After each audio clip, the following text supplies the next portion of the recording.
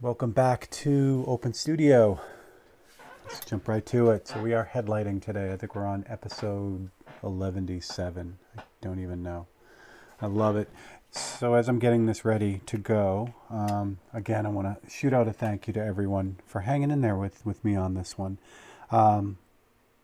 The Open Studio stuff is definitely long haul, and I didn't know how it was going to go over.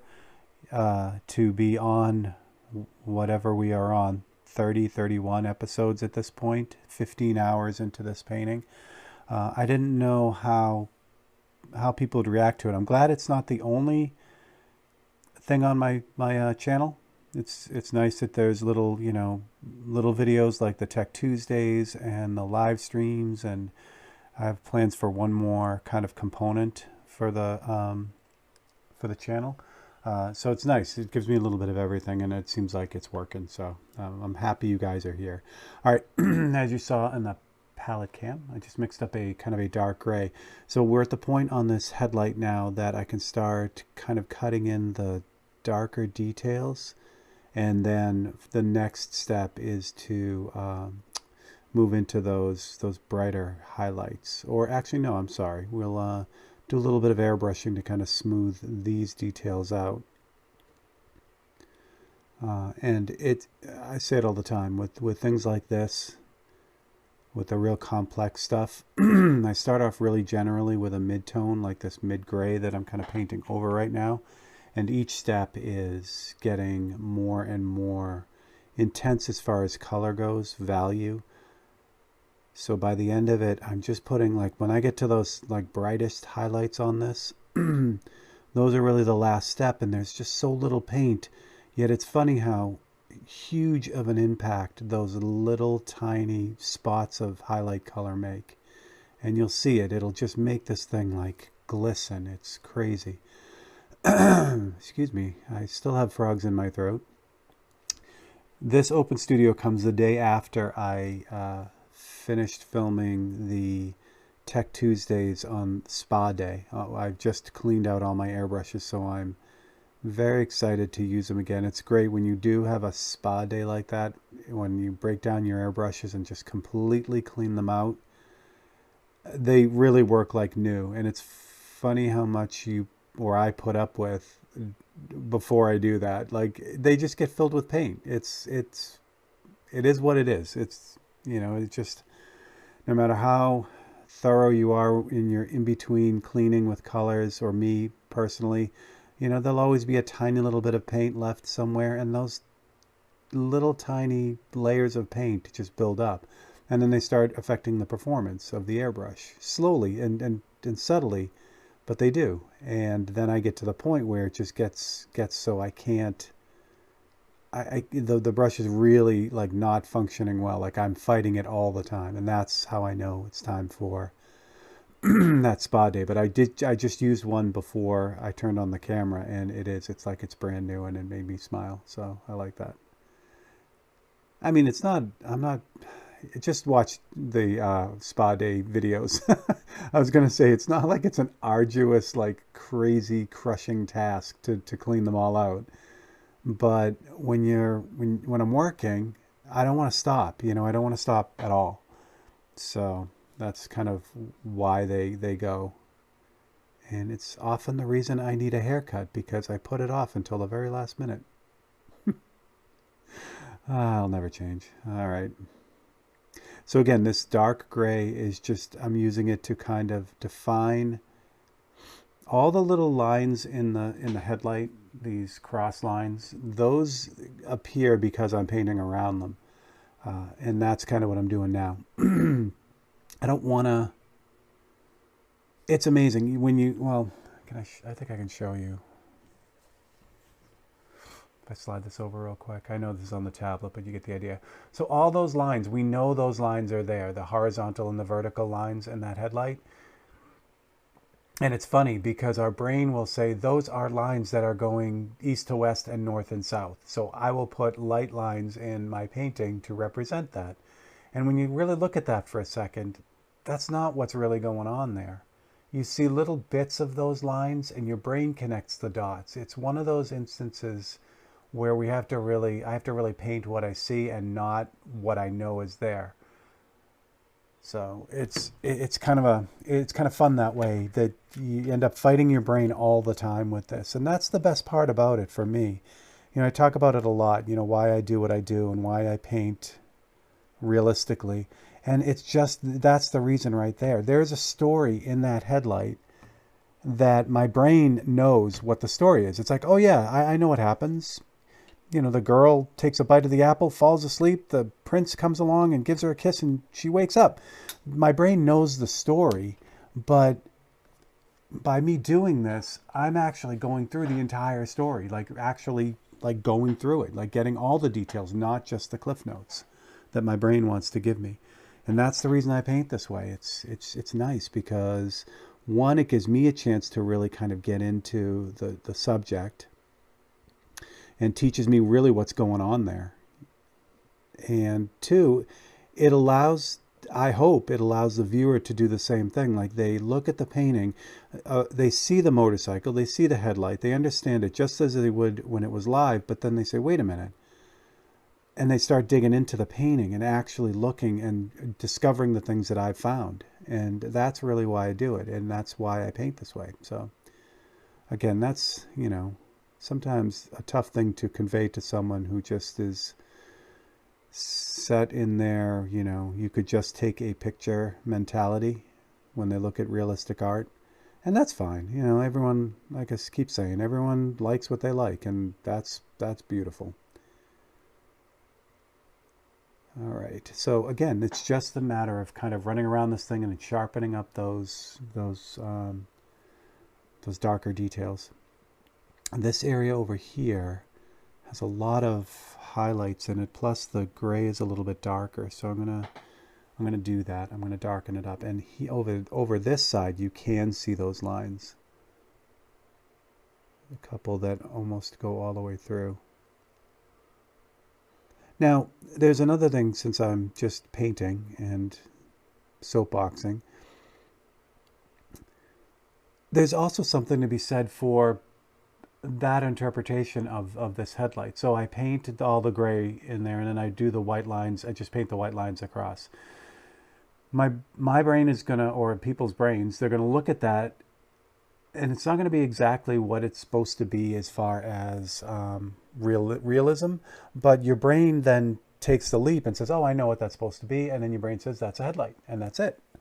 And that's a great way to paint too, to tell the story in a different way, to interpret what's going on, and then give your version of that, your brain's version of that story, and then have someone else's brain say, oh yeah, I know what that is. So that's great too. It's just, again, it really boils down to just what aesthetic you like, what you really want to see in a painting or a piece of art for that matter. It's not just paint that does this. It's sculpture and digital and everything. All right. I have to get it to the point where I have all these little darker these kind of mid-tone dark gray details in before I jump to the airbrush, because the airbrush kind of smushes everything together. So I want to make sure that I caught up on all these before I take that next step. And then of course that's the challenge right there too. I'm dying to get on to the next step, but if I do that before this step is done, then it doesn't look like what it's supposed to look like. It is to give a little bit of time reference if you're watching this after the fact. It is the week of Memorial Day weekend in the United States, so it's kind of the official or unofficial start of summer here, and it has not disappointed. The weather, I mean, it is beautiful. So I can hear the robins singing right outside the window.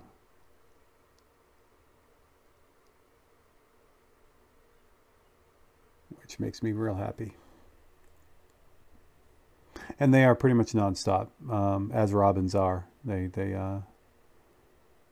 They go and they go and they go. They're like chipping sparrows. If you have chipping sparrows or know what they are, it's like a little tiny bird, has like a machine gun like call, and will just go constantly. So we have those here too, which I have an affinity for chipping sparrows. They are one of my favorites.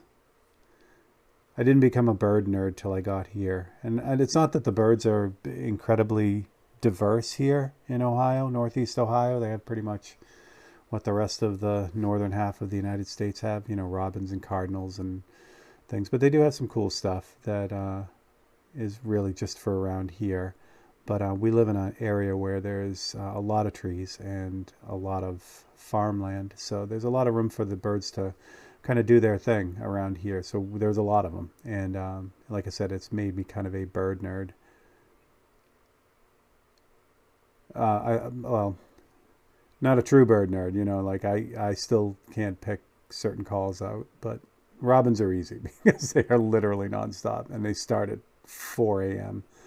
So, all right. In fact, I was debating on the Island Creek painting. I did that, or I started that in the wintertime, and we put out feeders at the end of, or like the beginning of wintertime, end of fall. For anyone who was supposed to have left but ended up staying. So we put out some, seed for the birds that are maybe displaced or whatever, or sticking around or whatever. And so as a result, we had just a ton of birds in the yard all the time. And one of them was the cardinal, which stays all year.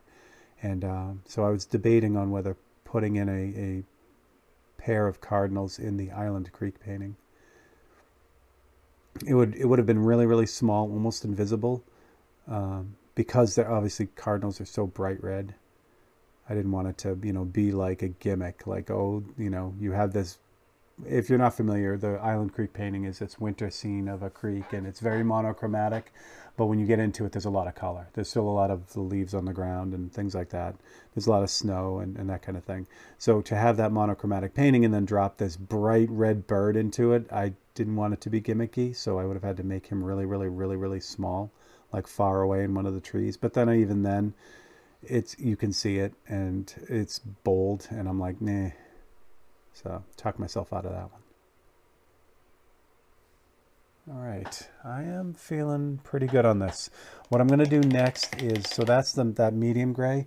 There are some areas of like really, really darker gray. So I'm going to do those as well before I jump to the airbrush. The airbrush, the gray is going to kind of continue to tie all this together before I do those highlights. So look at the time. We are at 13 minutes right now.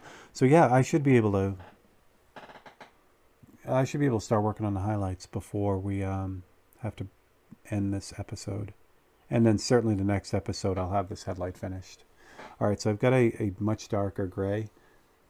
So this is going to do again, and it's the more intense, the less of this color I seem to use, or the value, it's just, so I paint broad and all over with, kind of a mid-tone, and then I work out from each side, getting darker and lighter, and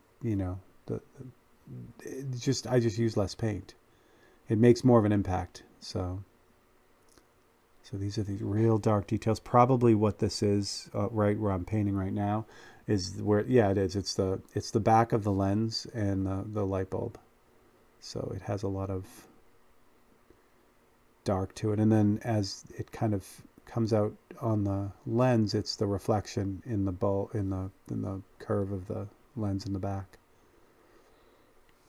And then this is probably a reflection of something through that as well. These lines over here are much darker too, so I'll hit them too.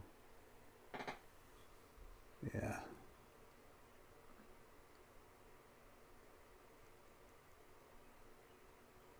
I placed an order for art supplies last week, which I do pretty frequently, and I swore I put new brushes on that order, and when I got the box, I opened it up all excited, and I'm like, wait, I didn't order them, and I didn't. I checked. I thought I did, but I didn't.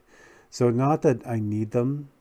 This brush is still working great, but this is the last one. Usually I like to have at least one in the bank ready to go.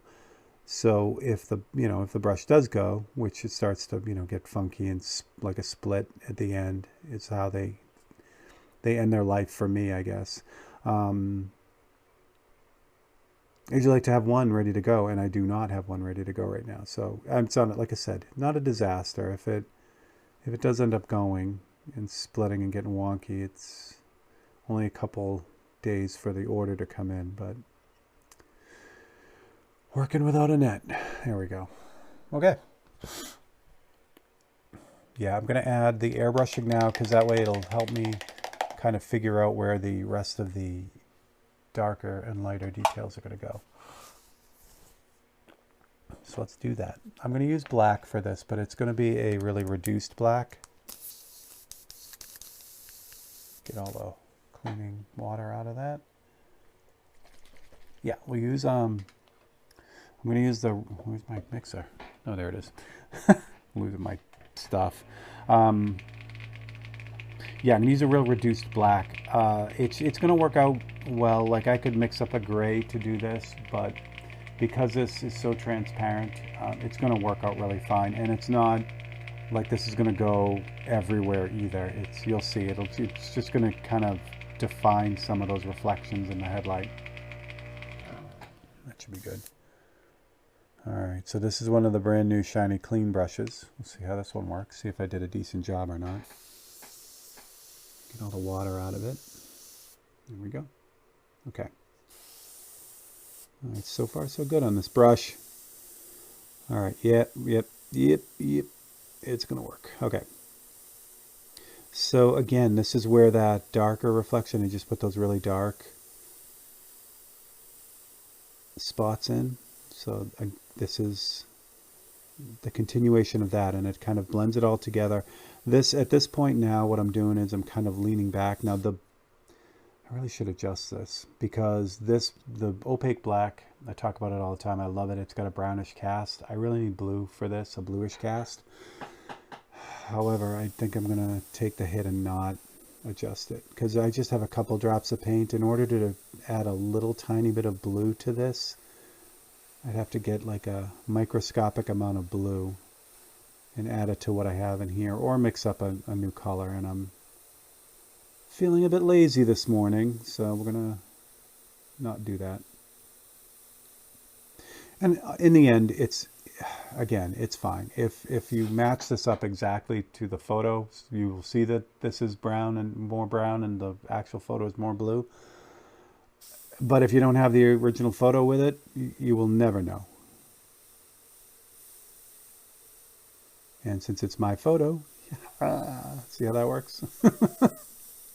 Oh boy. So this area here, these highlights, they appear kind of a creamy color. They really are. These will be brilliant white, like the cap there, or the clip here. So you can see hopefully see the difference.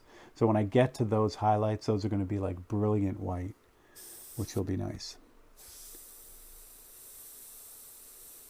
And down here, these are those brilliant highlights too, but those highlights need something to stand on. They have the most impact if they have contrast with the things around them.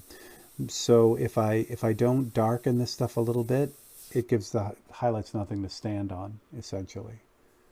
I want to make sure I get all that stuff going. There's some neat reflections that are going on in here too. So grab those. Yeah, this is very brown. Well, I've kind of committed now. I don't want to add blue to it and then have some parts that are brown and some parts that are blue. That's not really where I want to go with that.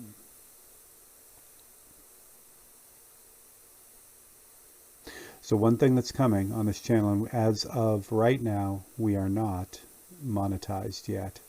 But because of all your support and you guys watching videos and sharing them and clicking like buttons and doing all the things you do on the socials of media, this channel is just about to be monetized, which what that means is there'll be an option if you are enjoying this and want to support the channel. There'll be a little thanks button on each video. So you can actually show your support right on each video. If there's a video that takes you and you got something out of it and you want to kind of give back, that's amazing. It helps keep all this going. You hear creators say it all the time. The content takes a lot of time to put together. It's not. I'm having a. Don't get me wrong. I'm having a blast learning how to edit videos, and I never thought I'd enjoy it as much as I do, but I really, really do. There's a lot of fun to it, but it takes a lot of time. So to produce all the videos for the YouTube channel and then the live feeds on Monday on Facebook and Thursday, that takes time, and it's time that in order to keep doing, I need, as a business, I need to have a return on it. And that's the whole goal, to kind of have as much content as I do. And what, again, I can't say thank you enough. What's happening is I'm getting a good response, and that's all because of you guys and what you're doing. And again, it really does keep this aspect of what I do going, and I'm super happy because I'm having a blast doing it. I love painting, just painting for commissions or just paintings for shows or and that kind of thing. But that is a real, until the painting gets hung or sold and it's out in the real world, that is a very solo type of thing.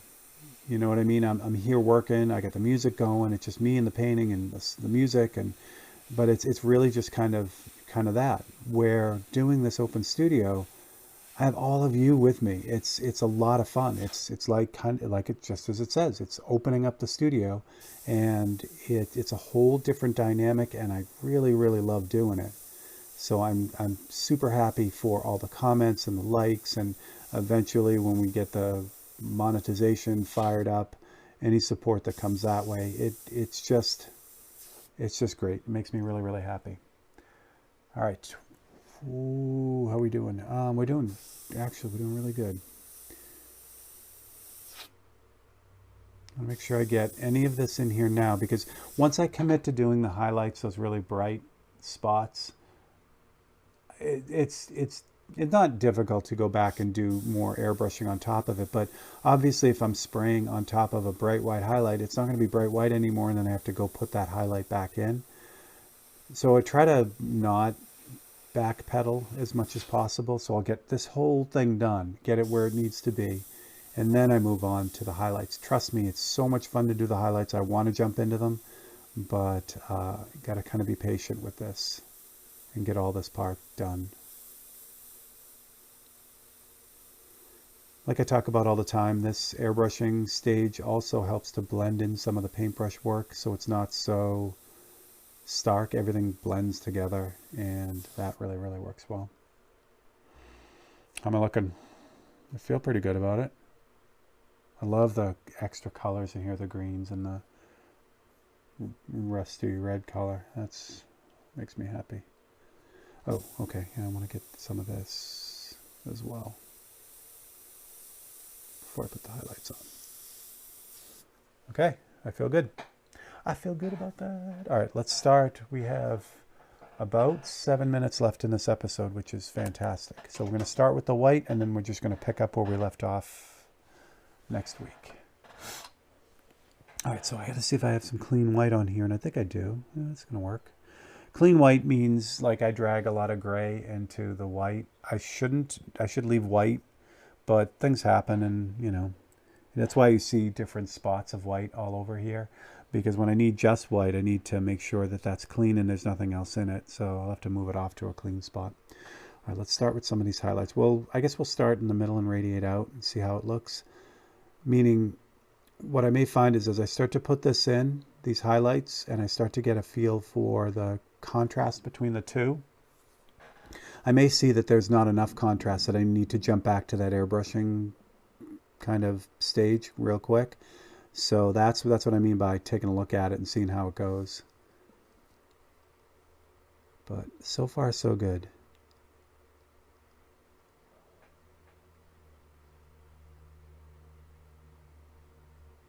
This is the seriously icing on the cake. And again, it's so gratifying at this point because You know, you're really kind of putting in those details that really make it look like glass, for instance, or whatever shiny thing you happen to be painting. And it all comes together. Like sometimes the rest of it feels like kind of a slog to get to, but this part kind of has it all going on. And again, it's the icing on the cake, and it I want to do it really, like, I want to get to this point really fast, but it's the patience that really will pay off in the end.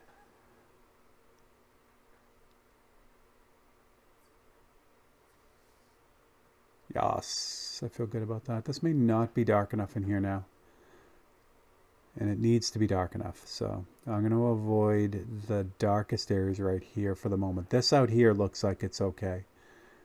So I can keep working out here, but anywhere where I feel like it's not dark enough, I'll adjust it as we go. This down here is going to be fine. And again, here's where you see some little bits of these vertical lines, but not all of them. So again, it'll give you that impression of what's really going on here, but or it'll describe the story, but it's not literal. You know, I'm not going to paint lines on this. And there are a lot of bright highlights down in here, so this will be fun to do.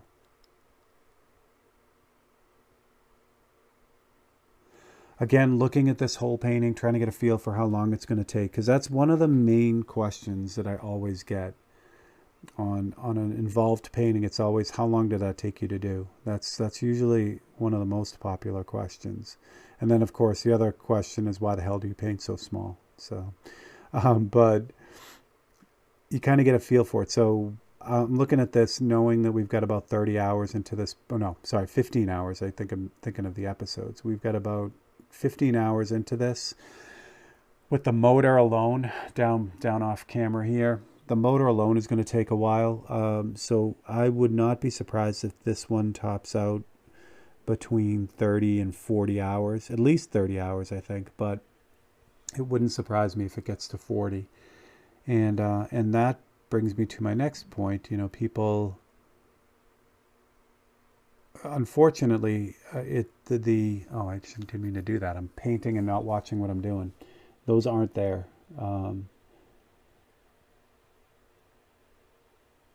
People will often associate size with value. So even some of the great galleries I've been in, they've had events where it will be like, you know, small work show.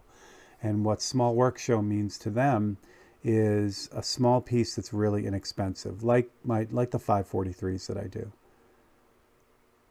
So the problem with that is there is an assumption then that all art is, the value of all art is determined by its size. Like a bigger painting is worth more. So it takes me 40 hours to do this painting. It would take me 40 hours to do this painting, probably longer, but still close to that if I did it any larger. So it's not so much the size, it's the effort that's involved. And the examples I use for that are like Rolex watches and, you know, any really expensive watch or jewelry or that kind of thing. Just because it's small doesn't mean it was difficult or wasn't difficult to make, or that it's rare, or all of the above. So usually then people kind of get it. All right, yeah, I screwed up there. These bright highlights aren't supposed to be here. All these reflections down below are the reflections of the light coming in and bouncing off the inside of that lens, which is okay. I can adjust it. Just want to make sure I do that. There's a nice big white spot here. So I'm going to start priming this highlight here. And by priming, when you use a paintbrush, this paint is really transparent, even though this is opaque white. In order to go through the brush, I have to reduce it on the palette. And then as a result, the first layers are really transparent. So by priming it, I put the highlight in, and then I'll go back to it later when it dries and keep going over it till it gets as brilliant as I need it. There's a lot of highlights right down here. It's a big light reflecting in here. So there's a lot of priming that goes on. The little tiny dots, I can put enough paint that it's kind of, I'll show you.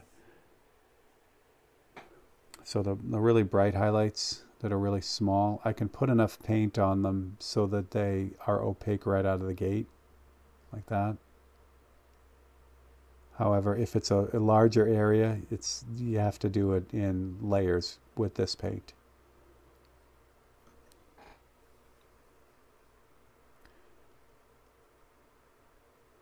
There'll be an airbrushed glow on this too, a little bit, but that comes at the very, very end.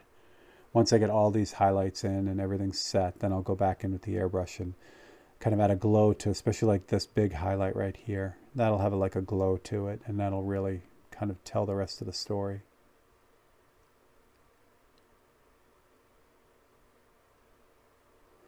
Yeah, those darks are good in there. I like that. Yeah, this area here needs to be a little bit darker, so we'll adjust that after. I can put the rest of the line here though. All right, this looks like a good spot to call this one, but it is starting to come together. I'm happy with it. All right, so again, like I had mentioned before, thank you, thank you, thank you if you've already clicked that like button. If you haven't subscribed yet, please do. We have lots of stuff going on, and that's what I got. So for Steve Leahy and Open Studio, I will see you all next week. Thanks a lot.